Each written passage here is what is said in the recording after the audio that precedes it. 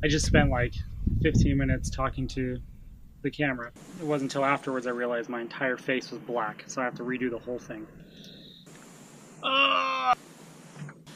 Take two.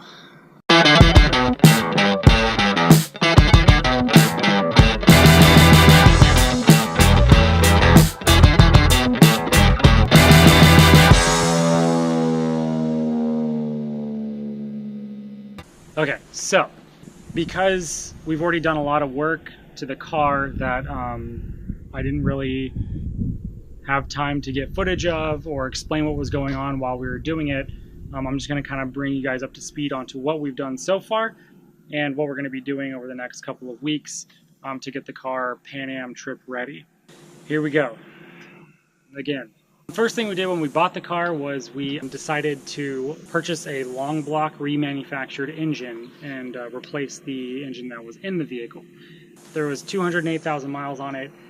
Now, the manufacturer themselves, Toyota, says that these engines, they recommend usage of about 250,000 miles.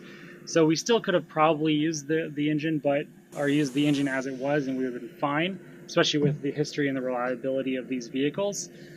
However, because we're the third owner and we don't have any records or anything of what was done to the car, we wanted to play it safe, and it wasn't that expensive to go ahead and drop a new engine into it. Because we were taking the engine out with the transmission attached, a regular cherry picker was not adequate enough to pull the engine out completely and safely, actually. So my dad has a tractor, and so we decided to use the tractor to lift the entire block out. Now, it's not as precise. Where'd my bar go? There it is. Still current. You see, the problem is that stick shift is going to snap off or something right there. But it did the job. My mom actually drove the tractor, and helped us lift the thing out of the car. Yeah, you're gonna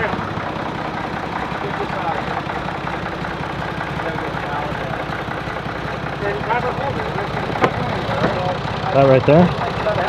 That right there's your problem. Actually, my cousin helped too. Here you go, buddy. You want me to use my feet? Yeah.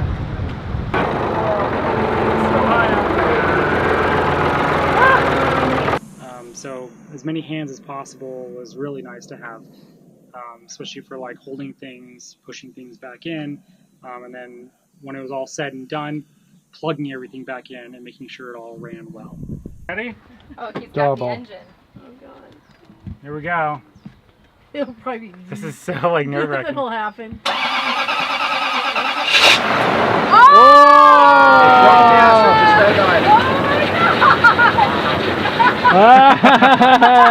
We let it run for 3 hours, did a complete oil change, new filter, and then for the next 1,000 miles we had to drive it under 60 miles an hour just to break in the new engine and make sure everything was working fine and the kinks were all worked out of it.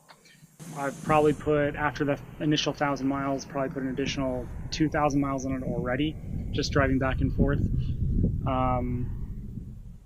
And I can say that there's been no problems. It sounds great, it starts up well, and while we're driving, it feels really good on the road. So we've even taken it off-roading, well, light off-roading, a couple times, and it performs really, really well.